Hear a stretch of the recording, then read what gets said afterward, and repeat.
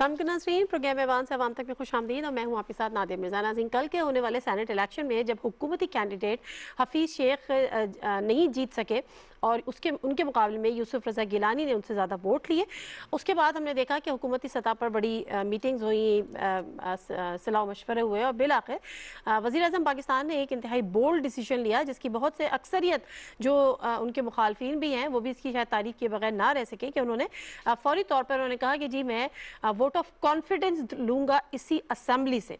और आज वज़ीर आज़म पाकिस्तान इमरान खान साहब जब कौम से खिताब कर रहे थे तो एक दफ़ा फिर उन्होंने इस बात को दोहराया भी और उसके साथ साथ उन्होंने कहा कि जिसको भी अपने ही लोगों को की तरफ को एड्रेस करते हुए कि जिसको भी ये लगता है कि अब मुझ पर उनका एतमाद नहीं रहा वो ओपनली बताया, क्योंकि open hand show off hand से ये इलेक्शन होगा और मैं खुश होऊंगा क्योंकि ये आपका जमहूरी हक है।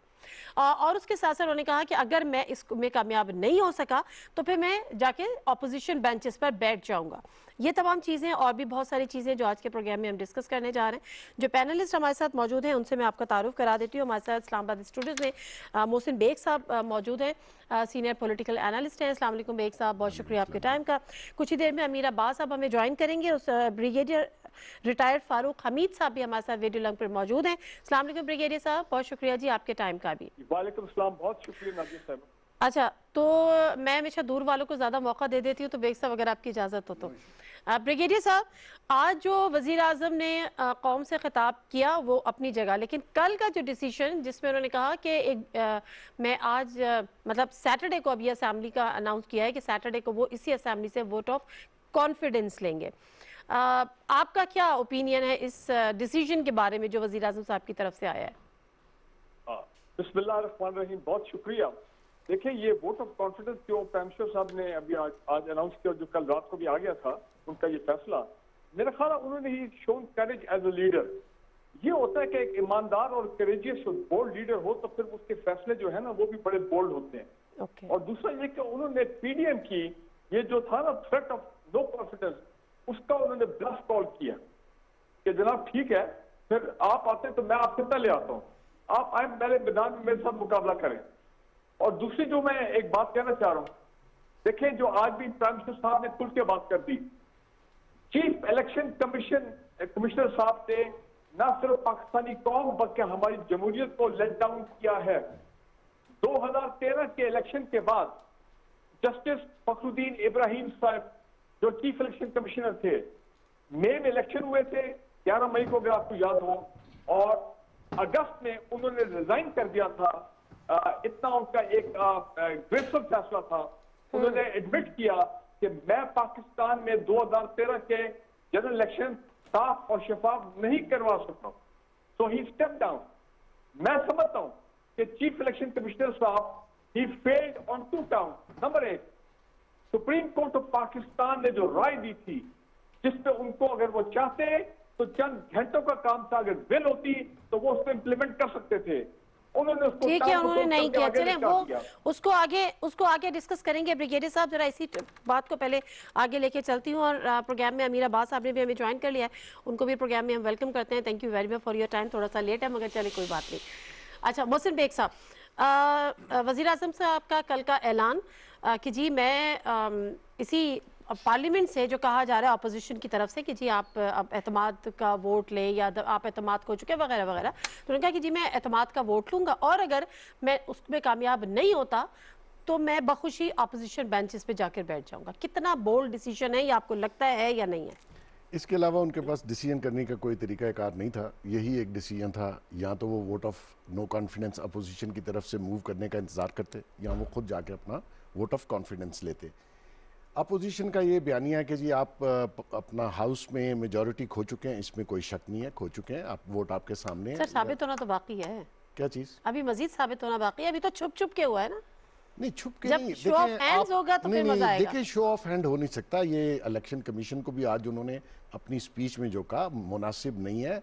आप अपने आइन को पढ़ लें, आइन में लिखा है, या तो आइन को बदलें फिर इलेक्शन कमीशन के ऊपर तनकीद करें। ये कैसे हो सकता है कि आपकी मर्जी से शो ऑफ हैंड हो और सेनेट का जो चेयरमैन है उसका सीक्रेट बैलेट से हो? देखिए, दो चीजें नहीं हो सकती। सर, आर्टिकल 226 पीएम का और सीएम का जो होता है वो शो ऑफ हैंड्स होता है। फिर तो ठीक है ना, ये सेनेट इलेक्शन की बात कर रहे हैं कि show off hand senate election में जो कि टेक्निकली हो नहीं सकता था, उसमें प्रायोरिटीज होती हैं, उसमें चीजें हैं, उसको आप लॉ में अमेंड करेंगे। जो सुप्रीम कोर्ट की राय है वो बाइंडिंग नहीं है इलेक्शन कमीशन के ऊपर, और ये जो सेनेट का इलेक्शन है वो बाइंडिंग नहीं है कि आप किसी को वोट देंगे तो डी सीट हो जाएंगे, वो भी बाइंडिंग नहीं है। हाँ, प्राइम मिनिस्टर के जो इलेक्शन है हाउस के अंदर वो शो ऑफ हैंड से है, वो अगर होता है तो मैं समझता हूँ कि तो सर वही बात कर रही थी। नहीं, मैं समझा शायद आप कह रहे हैं वो इलेक्शन में जैसे नहीं, मैं वही वाली बात कर रही थी। अमीर अब्बास साहब जरा आप भी अपनी राय दे, सॉरी आप कुछ कह, अच्छा अमीर अब्बास साहब आप भी जरा इस पे अपनी राय दे दीजिएगा, क्योंकि बड़ा ओपनली वजीर आजम साहब ने आज ये कहा है कि अगर मुझे एतमाद का वोट नहीं मिलता, और उनको अपने लोगों को एड्रेस करके भी उन्होंने कहा कि आपका ये जमहूरी हक है और मुझे खुशी होगी कि अगर आप जो सच है वो आप बता दें, अगर मुझे एतमाद का वोट नहीं मिलता मैं जाके ऑपोजिशन बेंचेस पे बैठ जाऊंगा। 2 या 3 दिन पहले की बात है, मैं और मोहसिन बेग साहब एक प्रोग्राम में थे, तो मोहसिन बेग साहब ने वहाँ कहा था कि प्राइम मिनिस्टर असम्बली तहलील कर देंगे अगर यूसुफ रज़ा गिलानी जीत गए। तो मैं तो समझता हूँ कि प्राइम मिनिस्टर का जितना बैगेज हो चुका हुआ है, बैड गवर्नेंस का, ज़िमनी इलेक्शन 9 में से 8 इलेक्शन हार गए,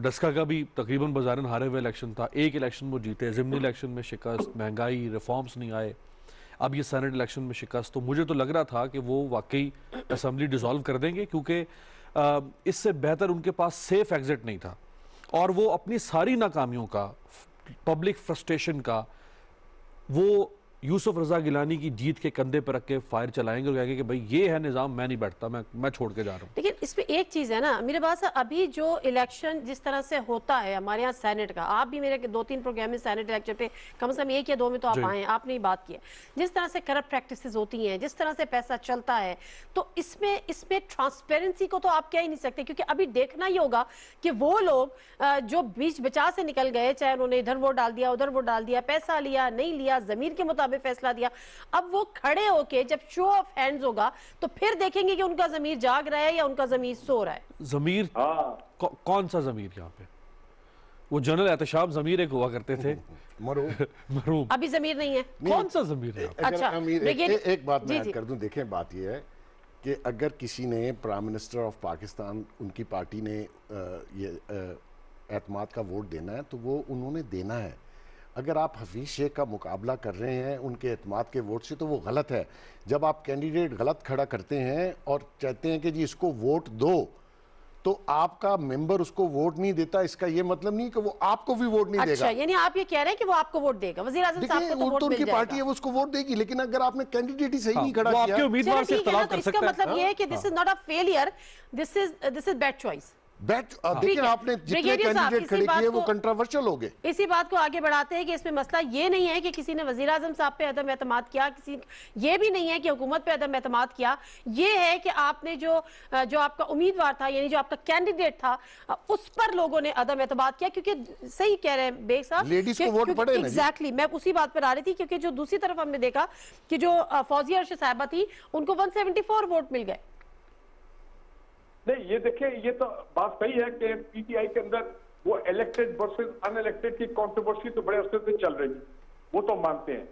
और ये एक हफीज शेख साहब और पीटीआई के वो उस तरह के तो वर्कर नहीं है, ना लीडर है, ना कोई नजरियाती वर्कर है, तो और ये आए हैं दारी बात बाइस से, ये तो पीपल्स पार्टी पीएमएल दोनों के दौर में ये रह चुके हैं सेनेटर और फाइनेंस मिनिस्टर, तो लिहाजा इनका वो वाली नजरियाती लॉयल्टी नहीं है टू दी पीटीआई, तो वो तो बात समझ में आती है।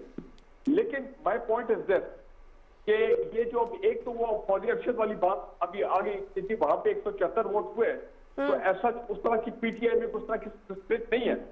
लेकिन मैं ये बात ये कहना चाह रहा हूं कि वो चंद लोग जो बिके हैं पीटीआई के MNA, that was a shameful act, number 1। Number 2, अब वो किस मुंह से खड़े होंगे और प्राइम मिनिस्टर ऑफ पाकिस्तान जो है उनको उनके खिलाफ खड़े होकर बात करेंगे, वो तो आइडेंटिफाई हो जाएंगे। उनकी तो इंटरेस्ट में यह है कि चुप कर जाओ, अपनी आपकी शक्लें छिपाओ, क्योंकि पब्लिक में आ गए तो लोगों ने कहना अच्छा ये वो लोग थे जो मीर जाफर थे इस पार्टी के अंदर, ये वो लोग थे जिन्होंने अपना जमीन बेचा था, उनकी तो जिंदगी बहाल हो जाएगी, वो कैसे सामने आएंगे। तो लिहाजा मेरी नजर में ये वोट ऑफ कॉन्फिडेंस तो स्मूथ सेलिंग होगी। लेकिन मैं एक और बात कहना चाहता हूं जो आपने मुझे पहले रुक किया The Chief Election Commissioner has no moral standing to remain in office. He has failed to conduct fair and transparent election, knowing fully well एक दिन पहले वो क्या वीडियोस आई थी। अगर मैं उनकी जगह होता तो मैं इमरजेंसी में ये इलेक्शन इस्लामाबाद वाला उसको होल्ड कर लेता कि जनाब पहले हम चेक करेंगे ये हुआ क्या है। क्योंकि लिंक आ गया, वही यूसुफ रजा गिलानी के बच्चे, वही पैसे करोड़ों रुपए, और अगले दिन फिर वही रिजल्ट आता है जो कि वीडियो में हमने सुना। Why did the Chief Election Commissioner not take notice? और मैं एक और भी बात कह रहा हूँ, शायद जल्दी कह रहा हूँ, सुप्रीम कोर्ट ऑफ पाकिस्तान ने जो राय दी थी वो बिल्कुल ठीक है, सीक्रेट बैलेटिंग में रहते हुए उन्होंने कहा था कि आप ट्रांसपेरेंसी इंश्योर करें। ये क्यों अपना चीफ इलेक्शन कमिश्नर ने बहाना बना के टाइम का, जबकि वो कर सकते थे, उन्होंने क्यों नहीं किया? तो लिहाजा मैं फिर वो जुमला दोहरा रहा हूँ सर, मसला ये कि ज़ाहिर वो राय थी, अहकामात तो नहीं थे उनके। कहा ये गया कि 2 राय थी इस पे भी कि उन पे बाइंडिंग थी नहीं थी, but supreme court of Pakistan जब कोई राय दे इसके ऊपर तो फिर कौन सी कोर्ट है पाकिस्तान में? सुप्रीम कोर्ट का जब राय आती है तो एक किस्म का हुक्म बन जाता है कि आपने ये करना है, क्योंकि ये this is the best solution. अच्छा, मैं कई हुकूमती, अच्छा ठीक है ब्रिगेडियर साहब, ठीक है, सही फरमा रहे हैं आप। मैं कई हुकूमती किसी शख्सियत के, ऐसे मुझे नाम जहन से निकल गया, कोई वजीर थे, वो कह रहे थे कि ये हमारी गलती है कि हमने सुप्रीम कोर्ट में जो राय आई थी उसको अगर फैसला नहीं माना था या उसकी बात को नहीं अहमियत दी थी इलेक्शन कमीशन ने, तो हमने तौहीन अदालत का उन पे केस नहीं किया। बट एनीवेज मैं वापस आती हूँ, उसको मैं लिंक भी करती हूँ। जो कुछ अमीर अब्बास असेंबली में हुआ उसके बाद इसमें तो कोई नहीं है कि हमेशा सेनेट में पैसा चलता है, ये तमाम चीज़ें होती हैं, करप्ट प्रैक्टिस होती है। और फिर सोसाइटी के रोल की हम यहाँ पर बात करते हैं, तो क्या अगर हम इसको सोचने की या खोजने की कोशिश करें कि गलतियाँ क्या हुई हैं। मुझे याद है, आपने भी यकीनन प्राइम मिनिस्टर, अभी इमरान खान साहब जब प्राइम मिनिस्टर नहीं थे, आपने काफ़ी इनके इंटरव्यूज़ किए। जब वो इलेक्टेबल्स ले रहे थे तो एक इंटरव्यू में मैंने इमरान खान साहब से पूछा था कि आप तो कहते थे कि मैं इलेक्टेबल्स नहीं लूँगा, तो उन्होंने कहा था कि जो आइडियलिस्टिक सिचुएशन है, आइडियलिस्टिक तो यही है कि मुझे इलेक्टेबल्स नहीं लेने थे। लेकिन आप मुझे नादिया ये बताएं कि जिस माशरे में हम रहते हैं, मैं इतने फरिश्ते लाऊं कहां से? तो क्या इमरान खान साहब ने जो इलेक्टेबल्स लिए थे वो इलेक्टेबल्स आज उनकी आइडियोलॉजी के साथ नहीं खड़े थे? देखिए, वो जो निकोलो मैकियावेली एक बहुत बड़ा फिलोसफर था, उसने कहा था कि दी एंड जस्टिफाइज द मीन्स। यानी अगर आप किसी गलत रास्ते से भी जाना शुरू करते हैं मंजिल की तरफ, अगर आप मंजिल पर पहुंच जाते हैं तो तारीख आपकी मंजिल को याद रखेगी, रास्ते को याद नहीं रखेगी कि आपने रास्ता कौन सा लिया था। जो ये आप फरमा रही हैं, हम समझते थे कि इमरान साहब मजबूरन लेंगे इलेक्टेबल्स को, जो गंदे बैड नेम है उनको इकट्ठा करेंगे सिर्फ इसलिए कि वो इक़्तिदार में आके, क्योंकि वैसे आप इक़्तिदार में आ नहीं सकते थे, तो इक़्तिदार में आएंगे और उसके बाद फिर वो अपना एजेंडा लेकर आएंगे। तो हम कहेंगे कि भाई एंड जस्टिफाइज द मीन्स। भले इमरान खान इलेक्टेबल्स के जरिए आया, चोरों डाकुओं के जरिए से आया, लेकिन इमरान खान ने डिलीवर कर दिया। बदकिस्मती तो ये है कि वो तो इमरान खान साहब के साथ नत्थी हो गए और उन्होंने इमरान खान साहब को नेम एंड शेम कर दिया, लेकिन इमरान खान परफॉर्म भी नहीं कर पाए। तो वो अकेले इमरान खान को तो परफॉर्म नहीं करना था ना, करना उसी टीम के साथ था। तो अब इसका सोल्यूशन तो इमरान खान ही निकालेंगे ना, वो बताएं कौम को। आज मैंने कहा जैसे उनके पास मौका था, वो परफॉर्म नहीं कर पा रहे 2.5 साल से, लोग मायूस हो रहे हैं। जिस तरह वो खिजा में पत्ते झड़ते हैं ना, अब तो बाहर आ रही है, इस तरह लोग इमरान खान साहब के वोटर सपोर्टर पत्तों की तरह झड़ रहे हैं उनसे। लोग फ्रस्ट्रेट हो रहे हैं इमरान खान साहब से। यही वो मौका था, वो कह देते कौम से कि ये निज़ाम ना मुझे डिलीवर करने दिया इसने 2.5 साल, और इलेक्शन जो है वो इतना फ्रेजाइल किस्म का सिस्टम है, इतना फ्रॉड सिस्टम है कि मेरे 180 वोट है, मैं हार गया, 160 वाला जीत गया। मैं इस निज़ाम के ऊपर, देखे ना, इस कुर्सी पे मैं बैठा हूँ, आप भी बैठी हैं, मोहसिन बेग साहब बैठे हुए। अगर ऐसी कुर्सी पे बैठे हैं इमरान खान साहब ने कि जिसके पल्ले कुछ नहीं है, जिसमें वो परफॉर्म भी नहीं कर पा रहे और वो इलेक्शन में अपना हक भी नहीं ले पा रहे, तो फिर उनको क्या जरूरत है इस कुर्सी पे बैठे रहने की? चले सर, ये जो कल हुआ, कल जो एपिसोड हुई हमारे सामने, उसके बाद उससे पहले एक वीडियो भी आई, तो यही वो खदशात थे जिसकी बिना पे बार बार ये कोशिश की जा रही थी, चाहे वो सही या गलत, उसका तरीका गलत था, तरीका सही नहीं था, उस पर तो बहस हो सकती है, लेकिन ये वो मेजर कंसर्न्स थे जिसकी बिना पे कोशिश ये की जा रही थी कि ओपन बैलेटिंग हो जाए बजाय इसके कि सीक्रेट बैलेट। देखें, मैं हैरान हूँ लोग बार बार इसका जिक्र क्यों करते हैं। ओपन बैलेटिंग आपके लॉ में नहीं है, एक बात।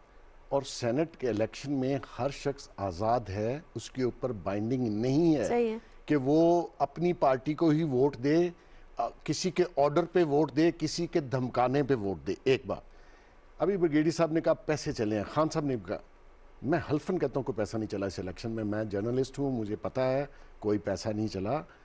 अगर चला है तो प्रूफ करें।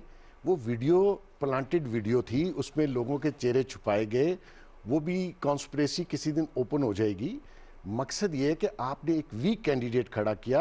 अगर मैं पीटीआई का एमएनए होता और मुझे कोई कहे कि हफीज शेख साहब को वोट देना है, तो मुझे आप बताएं, ना वो पाकिस्तान में रहते हैं, ना उनका कोई स्टेक है, ना पॉलिटिकल बैकग्राउंड है, ना वो किसी से मिलते हैं, मैं उनको वोट क्यों दूंगा? मुझे ये बता दें, दूंगा क्यों? और फिर ये जो सारा क्राइसिस आपका प्राइसिस का, उन्होंने जाके आईएमएफ को कहा, लेडी को, क्रिस्टीना को, कि आप डाल दें डिमांड्स में कि गवर्नमेंट एम्प्लॉयज की सैलरीज नहीं बढ़ानी, तो उसने कहा ये काम हम नहीं कर सकते।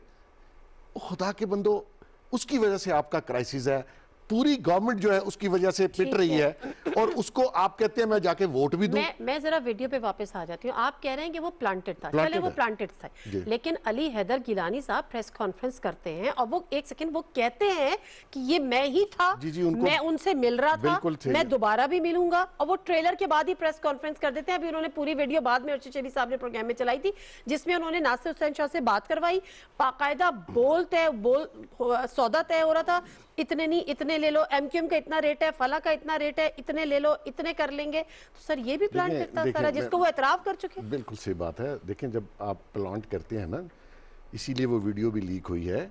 और ये जो नासिर हुसैन शाह साहब की आप बात करें, उन्होंने डिनाई किया, उन्होंने कहा चेक करा लें, मेरी आवाज़ नहीं है। और सेकेंड बात जो है बेसिक ये है कि आया वो पैसे, वो चले, वो पैसे दिए गए, वो आपके एमएनए थे, उन्होंने खुद वीडियो बनाई, खुद उस बेचारे को सड़क पे बुलाया, उसने डिनाई नहीं किया कि मैं नहीं मिला। ठीक है ना जी, आया वो सौदा हो गया, वो पैसे हो गए। अब आज भी खान साहब ने कहा मेरे 15 से 20 एमएनएस बिक गए, तो फिर आप उनसे वोट ऑफ कॉन्फिडेंस भी लेने जा रहे हैं। खुदा के बंदे क्या कर रहे हैं आप? पॉलिटिक्स कैसी खेलते हैं? आपने 2.5 साल में अपनी पार्टी को तबाह कर दिया। आज भी सादक संजरानी साहब को उन्होंने नॉमिनेट किया। आप मेजॉरिटी पार्टी है पीटीआई, 26 वोट, आप मिनॉरिटी वाले को सेनेट का चेयरमैन बना रहे हैं। पिछली बार भी जो सेनेट के चेयरमैन के इलेक्शन में जो कुछ हुआ, आज खान साहब अगर उसका भी जिक्र कर देते कि वो अपोजिशन के वोट 12 के 12 कैसे संजरानी साहब को पड़ गए, जब खड़े हुए तो पूरे थे। मकसद ये है कि आपकी पार्टी में कोई ऐसा कैंडिडेट नहीं है जिसको आप सेनेट का चेयरमैन नॉमिनेट करें, और आप संजरानी साहब को कर रहे हैं, तो इससे भी रिजेंटमेंट आती है पार्टी के अंदर। ठीक है, मैं इसका जवाब जरा ब्रिगेडियर साहब से लूंगी। ब्रिगेडियर साहब के उनका कहना यह है कि जब आज वज़ीर आज़म इस बात का भी एतराफ़ कर रहे थे, और जाहिर सी बात है 2018 में भी ये हुआ था, अगर हम ये बात करते हैं कि किसी ने खरीदा तो जाहिर है बिके भी है ना लोग, अब बिकने वालों से फिर वो कह रहे हैं कि आप वोट ऑफ कॉन्फिडेंस ले रहे हैं, तो इसका कोई जवाब दे सर जरा। देखिए, पहली बात तो ये कि अगर प्राइम मिनिस्टर पाकिस्तान ये कह रहे हैं कि उनके लोग बिके हैं, तो याद रखिए कि पाकिस्तान का मोस्ट वेल इन्फॉर्म जो आदमी होता है ना, वो हमेशा प्राइम मिनिस्टर ऑफ पाकिस्तान, यही गलतफहमी मनवाती है उनको। वो वजह क्यों? कि प्राइम मिनिस्टर ऑफ पाकिस्तान के पास पाकिस्तान की आला इंटेलिजेंस एजेंसीज है, ठीक है ना जी, वो are the eyes and ears of the prime minister. अगर पाकिस्तान में की साजिश हो रही है, किसी भी मैदान में, किसी कॉन्ट्रैक्ट में हेरा फेरी हो रही है, कोई गड़बड़ हो रही है, उनके एमएनएस कर रहे हैं, कुछ सेनेटर्स कर रहे हैं, कोई और लोग कर रहे हैं, तो मैं आपको ये बता दूं, तो प्राइम मिनिस्टर को सबसे पहले पता लग जाता है क्या हो रहा है। तो मेरा ख्याल है ही नोज कि वो कौन लोग हैं, ही हैज द एविडेंस कि वो उन्होंने क्या किया है, क्या गड़बड़ की है। आई डोंट नो कि एग्जैक्टली 14 ने वोट बेचे ही नहीं, वो तो वो लोग जानते हैं, अल्लाह जानते हैं। लेकिन जरदारी साहब ने एक बात की थी, उन्होंने कहा कि जनाब ये तो बड़े कम हो गए, हम तो 20 बंदे एक्सपेक्ट कर रहे थे। आप मेरी बात समझ रहे हैं? और दूसरी चीज ये है कि सेनेट में भाई वो सिर्फ 1 साल इस्लामाबाद में बैठे हैं, शायद वो इस बात को समझेंगे कि chairman senate coming from Balochistan, ये हमारी एक नेशनल रिक्वायरमेंट है, ये एक सेंसिटिविटी है, ये एक बलूचिस्तान के लिए एक बहुत बड़ी डेवलपमेंट भी है। जब संजरानी साहब एज ए चेयरमैन सेनेट आए हैं, माजी में पंजाब से, केपी से सब लोग आते रहे chairman senate, but we want somebody from Balochistan because national integration का मामला है, बलूचिस्तान की महरूमियत का मामला है, तो लिहाजा ये फैसला सही है बिल्कुल, और आप देखेंगे ये भी बन जाएंगे। अच्छा, जैसे पहले बने थे। जैसे भी पहले हो। कैसे बने थे सर, ये भी आपको अब भी पता तो है? नंबर कम है ना, देखिए ना, आप तो अब भी तो सर, नंबर पहले कम कैसे है। बने थे? अपोजिशन के पास 53 वोट है यही और गवर्नमेंट opposition के थी ना पास, उस समय भी। देखे ना, गवर्नमेंट के पास 47 है। तो ये कह रहे हैं अभी भी बन जाएंगे, तो करप्ट प्रैक्टिस से ही बनेंगे ना। कुछ तो। गवर्नमेंट भी तो खरीदेगी ना किसी को 3 वोटों को। नहीं, क्यों वो वहां पे जमीन नहीं काम करेगा किसी का? तो हो सकता है अगर कोई दिल से चाह रहा हो अच्छा, कि हमने संजरानी नहीं, को वोट दिया ही देना है। फर्ज करें यूसुफ रजा गिलानी चेयरमैन बन जाते हैं, तो वो खरीद के ही बनेंगे, उनको जमीर का वोट नहीं पड़ सकता। बड़ा बैगेज है, तो बड़ा अच्छा। बैगेज है। अच्छा, अमीर अब्बास, लोग 2018 में वज़ीर आज़म ने अपनी पार्टी के 20 लोगों को निकाला। आज वो फिर एतराफ़ करते हैं कि हमारी पार्टी के लोग बिके। अब इनके असल मसला ये है कि जब तक इनके आपने पार्टी से निकाल दिया ठीक है, लेकिन उन पर कोई एक्शन नहीं हुआ। इलेक्शन कमीशन ने भी किसी किस्म का कोई एक्शन नहीं लिया। अभी भी हम देख रहे हैं कि वीडियो सामने आती है, उससे पहले एक वीडियो की पैसों की लेन देन की सामने आती है, बहुत सारी चीज़ें। कभी ऐसा होगा कि हमारे इदारे जो हैं वो इन चीज़ों को सीरियसली लेंगे, नोटिस लेने के बाद उस पर कुछ काम भी करेंगे? वो जब वक्त गुजर जाता है तो फिर कौन पूछता है? आपने कमेटी बना दी, 6 महीने 4 महीने चल रही है। देखिए, नोटिस तो NS-75 पे जिस तरह से इलेक्शन कमीशन ने लिया, जिसकी कोई तारीख नहीं मिलती, ये खुद इलेक्शन कमीशन के लोग कह रहे हैं कि ऐसा हमने कभी नहीं देखा इलेक्शन कमीशन ने इतना स्टर्न एक्शन लिया। तो इसका मतलब है मसल्स तो हैं। अगर इदारे चाहें अगर इदारे चाहें कि हमने टूथलेस नहीं बनना, हमने loyal to the political boss नहीं होना, या लॉयल टू किसी पर्टिकुलर इंस्टीट्यूशन नहीं होना, लॉयल टू द स्टेट होना है, वो कर सकते हैं। और वो इसी इलेक्शन कमीशन ने करके दिखा दिया। देखिए, अगर तो सादिक संजरानी कम वोटों से तहरीके अदम एतमाद कामयाब उनके हक में हो जाती है, वो अगर हलाल था, तो फिर आपको गिलानी साहब का मामला भी हलाल कहना पड़ेगा। बिल्कुल, एक यार्ड स्टिक रखे ना। अगर गिलानी साहब वाला मामला हराम है, यानी 160 वोटों से गिलानी साहब जीत गए और 180 वाला हार गया, तो फिर जब उस वक्त ऑपोजिशन के पास अक्सरियत थी और सादिक संजरानी कामयाब हो गए थे और ऑपोजिशन नाकाम हुई थी, तो फिर वो भी हलाल होगा और फिर ये भी हलाल बिल्कुल होगा। ठीक है, तो यार्ड स्टिक तो एक बनाना पड़ेगा। बिल्कुल सही है। अच्छा, मुझे ये बताएं, उसमें कोई वीडियो नहीं आई थी, कोई पैसों की बात नहीं हुई थी। किसने नहीं कहा था कि वो वीडियो लेके आए कि जनाब इतने करोड़ों रुपए पे वोट बिके हैं। वो अगर लोगों ने ब्रिगेडियर साहब, ये जो कौन से पैसे चल गए? वीडियो तो इस बात का एविडेंस हो सकती है कि पाकिस्तानी सियासी निजाम में पैसा चलता है, लेकिन वीडियो इस बात का एविडेंस नहीं हो सकती कि हाँ, इसमें भी पैसा चल गया था और इन्हीं 4 लोगों ने, हो सकता है इमरान खान के इत्तेहादी बिक गए हो सकता है बलूचिस्तान अवामी पार्टी बिक गई हो, MQM बिक गई हो, GDA बिक गई हो।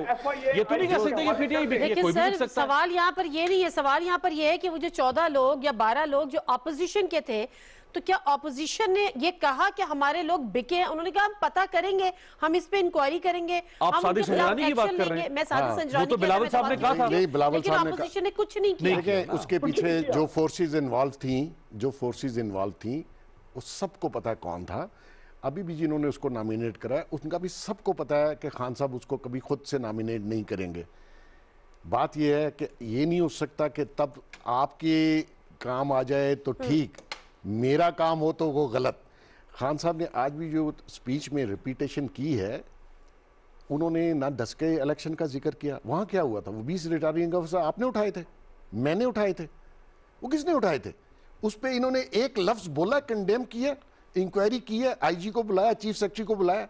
वो तो इलेक्शन कमीशन ने अपने मसल्स दिखा के, चीफ मिनिस्टर नहीं बोले, कोई सारा दिन शख्स फिरदौस आशिक अवान बोल रही होती हैं, वो मकसद नहीं ये बोल है कि पूरी गवर्नमेंट खामोश थी। आप अगर हाई मॉरल ग्राउंड की बात करते हो, आप पे भी लागू होता है, वो अपोजिशन पे नहीं लागू होता। सही है। आप तो आए हाई मॉरल ग्राउंड के लिए थे कि आप इस्लाहात लाएंगे, आप चेंज लाएंगे, आप एक नया पाकिस्तान बनाएंगे।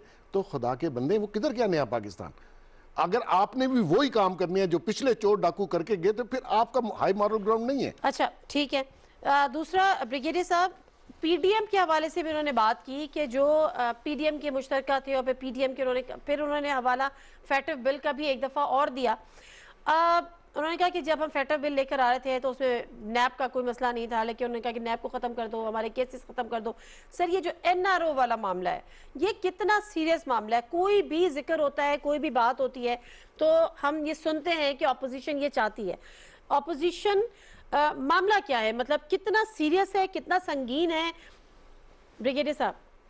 देखिए जी, अगर 3 साल पहले जब ये मौजूदा चेयरमैन नैब साहब आए थे और जिस तरह नैब को उन्होंने री इन्विगरेट किया, उसमें एक नई जान डाली, और फिर उन्होंने ये तमाम मेगा करप्शन स्कैम्स की इंक्वायरी इन्वेस्टिगेशन शुरू की और जो अब ट्रायल स्टेज पे पहुंच गई है।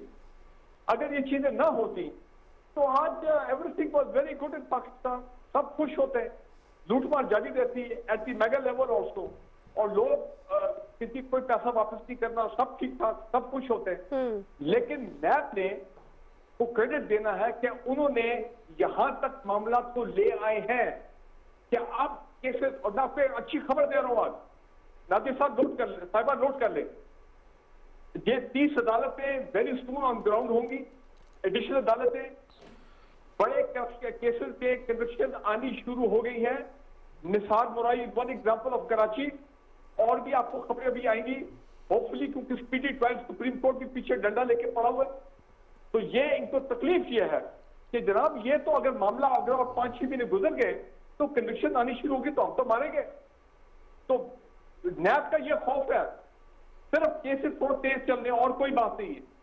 तो मैं ये समझता हूं कि बिल्कुल ये बात सही है कि वो उनकी कोशिश है कि किसी तरह ये सिस्टम डिसमेंटल हो, ये गवर्नमेंट जाए, अच्छा, जो एहतसाब का एनवायरमेंट क्रिएट हो रहा है वो खत्म हो, वो डाइल्यूट हो, और ऐसे लोग आए जो कि फिर लो प्रायोरिटी दे एहतसाब को पाकिस्तान में। अच्छा ठीक है, हो गया हो गया, नहीं हो गया, पैसा आ गया वापस तो आ गया, नहीं आया तो कोई नहीं आया। चले मैं इसको लिंक करती हूँ एक और बात से। अमीर अब्बास साहब, जब 2014 में जब इन्होंने कहा कि ये इलेक्शन रिग थे और पीटीआई ने धरना दिया वहां पर, पीपल्स पार्टी सदर Asif Ali Zardari floor of the house कह चुके थे कि उन्होंने भी कहा था, इजहार किया था कि ये आरोस का इलेक्शन था, मतलब वो मानते थे, लेकिन उसके बावजूद उन्होंने कहा कि हम हुकूमत गिराना नहीं चाहते, जमहूरियत का तसलसल बाकी रहना चाहिए। ये बात पीएमएलएन कहती रही पीपल्स पार्टी के दौर में, पीपल्स पार्टी कहती रही पीएमएलएन के दौर में। आज उस जमहूरियत के तसलसल को क्यों गिराना चाहते हैं, खत्म करना चाहते हैं?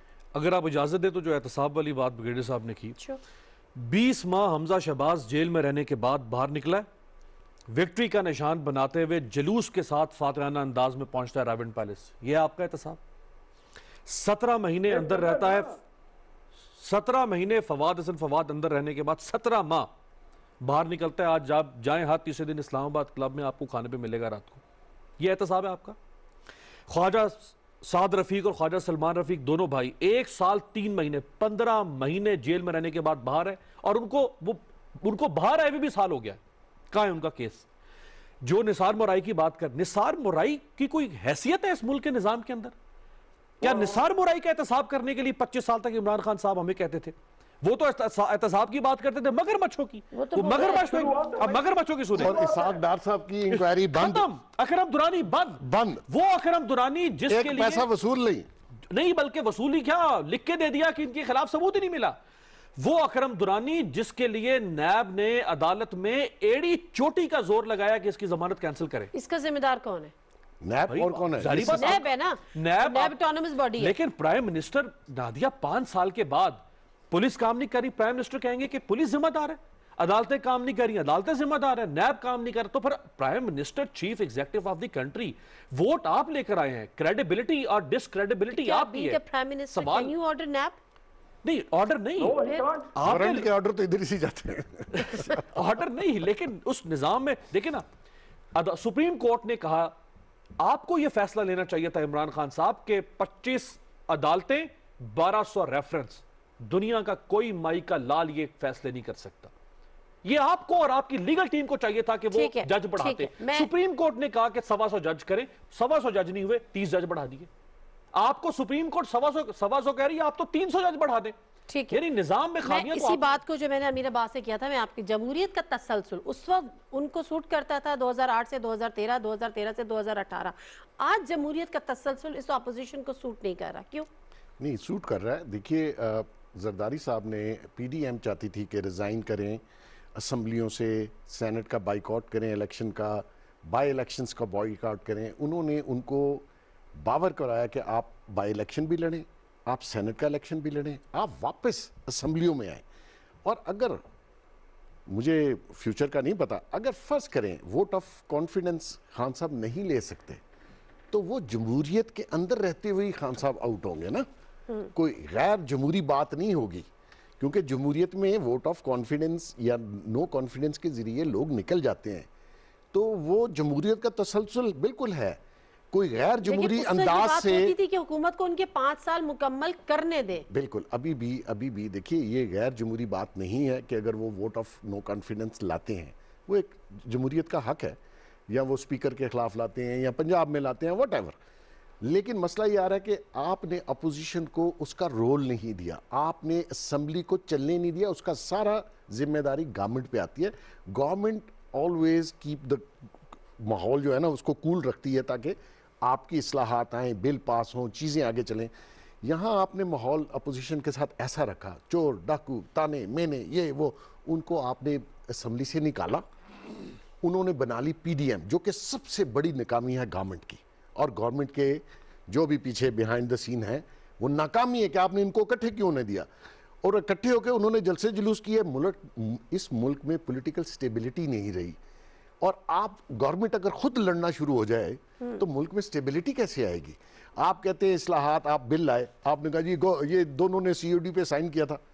भाई आपने उनसे पूछा, आपने उनको बिल पहले पढ़ाया, उनकी कोई बात मानी, उनसे कोई मुशावरत की, वो बिल वो एग्री हैं, आज भी एग्री हैं कि इसमें चेंज लाएं सेनेट इलेक्शन में, उन्होंने लिखा हुआ है। लेकिन चेंज इस तरह नहीं ला सकते अगर आप सुबह उठ के बिल भेज दें और कहें जी इसमें ओवरसीज भी डाल देते हैं, सेनेट के चेयरमैन का इलेक्शन सीक्रेट होगा, वो इनको सूट करता है, बाकी चीजें शो ऑफ हैंड्स, ये इस तरह नहीं हुकूमतें करती। ठीक है, ठीक है ब्रिगेडियर साहब, ये बातें कई जगहों पर होती रही कि अपोजिशन को ऑन बोर्ड लेना ज़रूरी है, अपोजिशन को बिठा के उनसे बात करें, उनके साथ मुज़ाकरात करें, माहौल अच्छा करें। ये काफ़ी अरसे से हमने विद इन द पार्टी भी देखा, विद इन द गवर्नमेंट भी देखा कि ये प्रेशर्स रहे।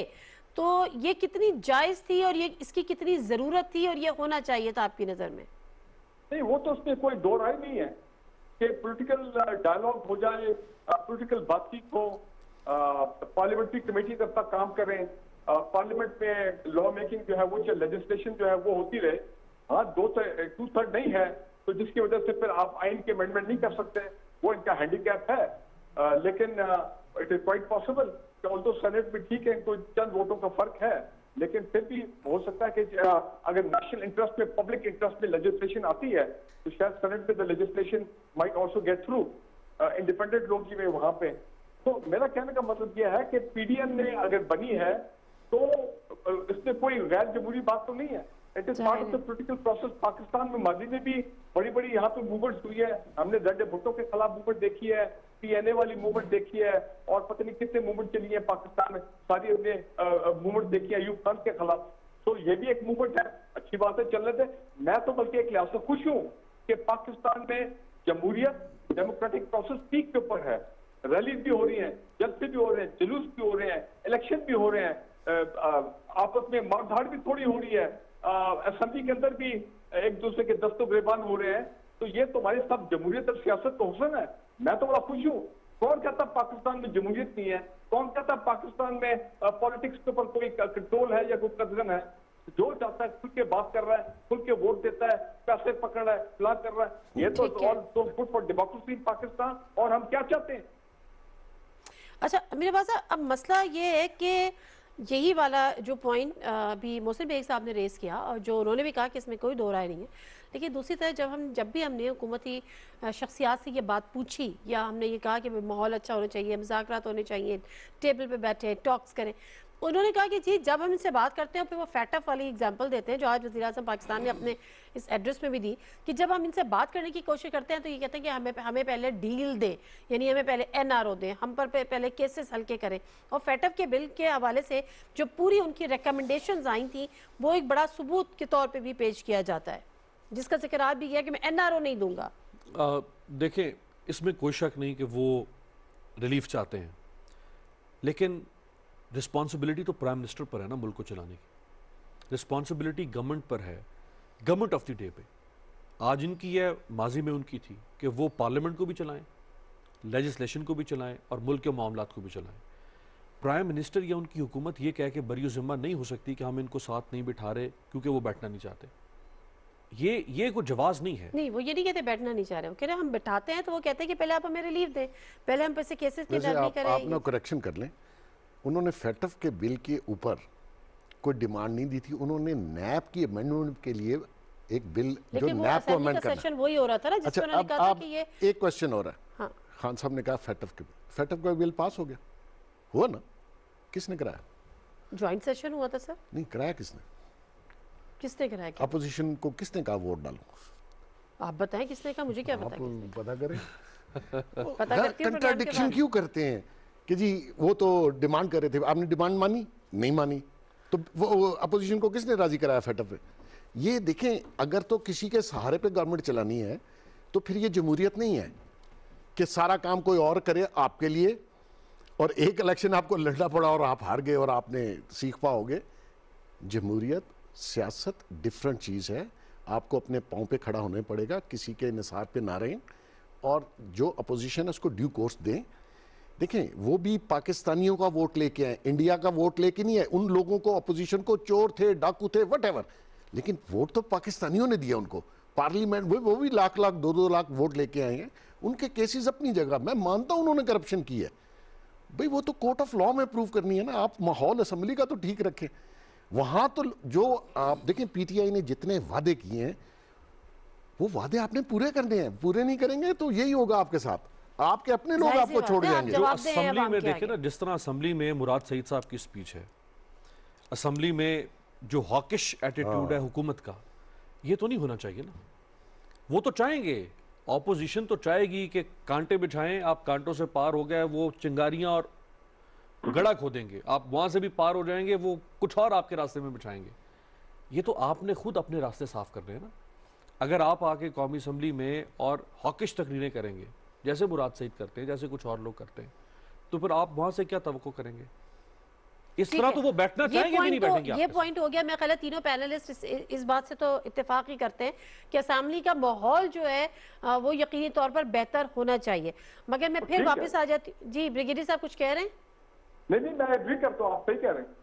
ठीक है, अब हम वापस आ जाते हैं कि कल या सैटरडे को जो असेंबली में होने जा रहा है, ब्रिगेडियर साहब आप किस तरह से देख रहे हैं? क्योंकि यहाँ पर तो चूंकि जमीर का वोट था, चूंकि आपको सीक्रेट बैलेट करना था, तो फिर तो आप यूसुफ रजा गिलानी साहब जो हैं वो उन्होंने वोट्स ले लिए, जिनके 160 थे उन्होंने 169 ले लिए, और हफीज शेख साहब नहीं ले सके।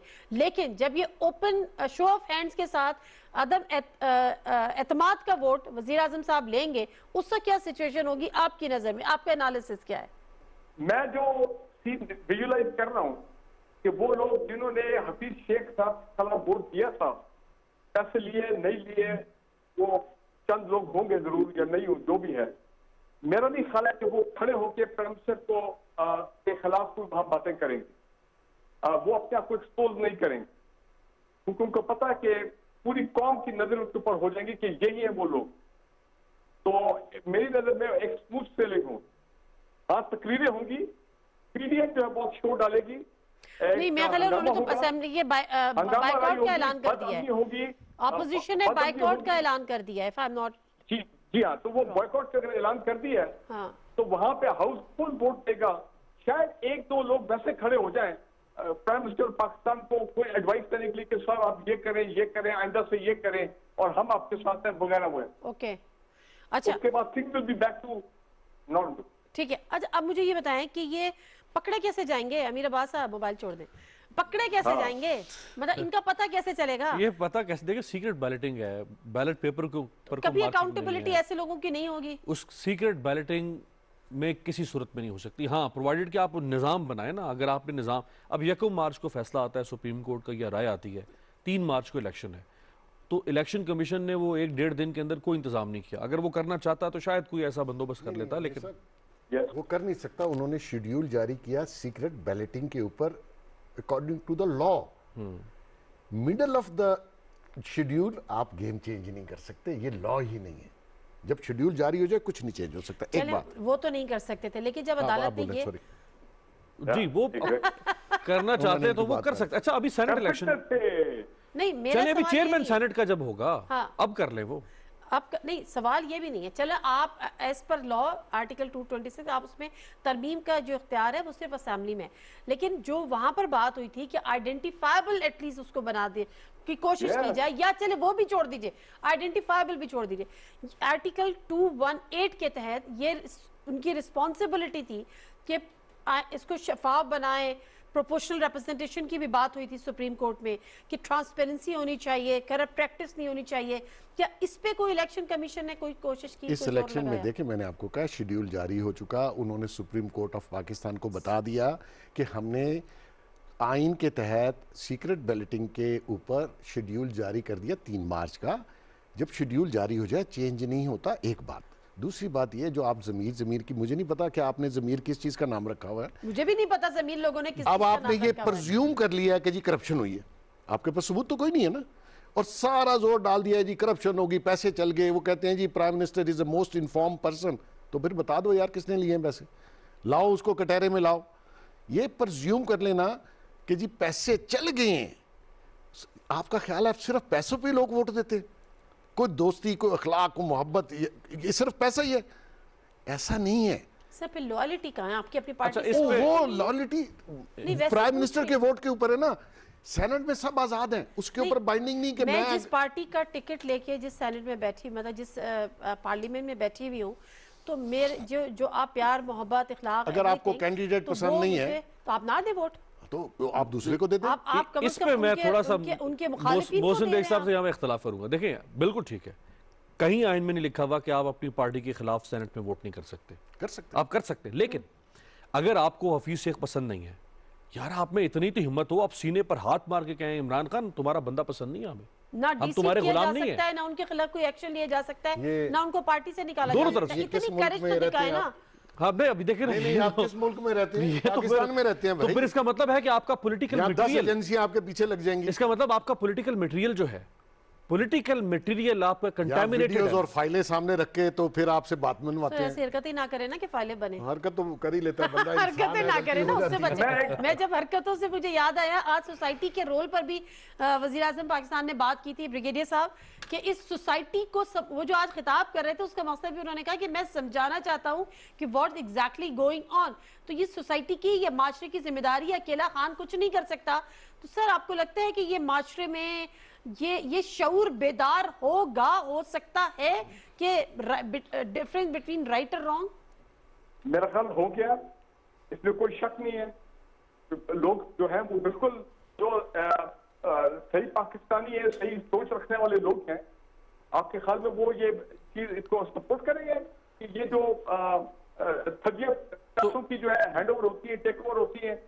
अगर शऊर आ गया तो फिर आप मानते हैं ब्रिगेडियर साहब कि ये जो सिंध में पीपल्स पार्टी जिमनी इलेक्शन जीती है, जो वजीराबाद में नून लीग जीती है, जो बलूचिस्तान में जमीयत उलमा इस्लाम जीती है, पर वो ठीक जीती है, और नौशहरा में नौशहरा में नून लीग। देखिए, अगर कोई चीज सामने नहीं आई है और कोई नहीं सर, ये तो आपकी सामने आ गया ना नहीं है रिजल्ट कि ब्रिगेडियर जनाब साहब। उस पर पैसा लगाया गया है और वोट खरीदे गए हैं, तो ठीक है, वो एक इलेक्शन कमीशन की जिम्मेदारी है। ठीक है, मैं वापस आती मेरी आपकी जिम्मेदारी नहीं है। Okay fine. इलेक्शन कमीशन को आइन ने ये जिम्मेदार यहाँ ठहराया पर आप भी ये कह रहे हैं, वो भी कह रहे हैं कि जिन्होंने छुप के अपने जमीर के ऐन मुताबिक लेकिन छुप के वोट डाल दिया या वोट बात नहीं मैं कह डाला दूं। या किसी और को डाल दिया, अब वो एक शो बात ऑफ मैं कह हैंड्स दूं। में हाथ खड़ा कर लेते हैं, तो इसका मतलब क्या है? नहीं, आप देखें पूछ रही हूं। दो चीजों को मिक्स कर रहे हैं ना।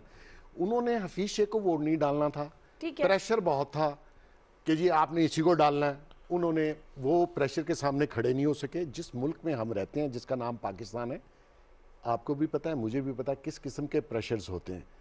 उन्होंने वोट छुप के डाल दिया, हफीज शेख साहब को नहीं ठीक है। डाला, गिलानी को इसका डाल मतलब ये है दिया। कि- अब जहां प्राइम मिनिस्टर ऑफ पाकिस्तान की बात आएगी, वहां एलाइज भी बाइंड करते हैं कि आपने प्राइम मिनिस्टर को वोट देना है, और वो एमएनए जो उनकी पार्टी के साथ लॉयल हैं, उनकी पार्टी के टिकट पे उन्होंने सीट जीती है, वो बाइंडिंग है कि इसका आपने मतलब ये है कि अभी अदब जो एतमाद की का वोट है वो भी वजीर आजम साहब ले लेंगे, और अगर अदम एतमाद की तहरीक अपोजिशन से आती है तो वो नाकाम हो जाएगी। देखें, उसका तो मुझे पता नहीं, लेकिन मैं ये समझता हूं कि ये एतमाद का वोट ले लेंगे। इन दो चीजों में फर्क है, ठीक है। ठीक है, इन दोनों को आप मिक्स ना करें। ये फर्क शायद इसी वजह से है कि उनकी जो खातून रुकन थी उनको उसको वोट वोट पड़ मिला। गया, हफीज शेख साहब को वोट नहीं पड़ा। 174 वोट मिले। बिल्कुल सही है। थैंक यू अमीर अब्बास साहब प्रोग्राम में ज्वाइन करने का। मोहसिन बेग साहब आपका भी बहुत बहुत शुक्रिया, ब्रिगेडियर साहब आपका भी बहुत बहुत शुक्रिया। ये तो एक वाज़े बड़ी एक क्लैरिटी के साथ हमारे सामने आ रहा है, और जिस तरह से तीनों पैनलिस्ट इस बात पर भी किसी बात पे कंसेंसस हुआ, लेकिन इस बात पे ज़रूर हुआ कि जो एतमाद का वोट वजीर आजम मांग रहे हैं या लेने जा रहे हैं, वो उस पर तो पूरे उतरेंगे, क्योंकि लोगों को ऐसा नहीं है कि वजीर आजम पर एतमाद नहीं है, हाँ शायद उनके कैंडिडेट पर ना हो जिसकी वजह से उन्होंने वोट नहीं पड़ा। उसका भी सबूत यही है कि जो उनकी खातून उम्मीदवार थी वो 174 वोट उन्होंने अब्बास सानी ले लिया। प्रोग्राम से दीजिए नादिर मिर्जा को इजाजत, अल्लाह हाफिज।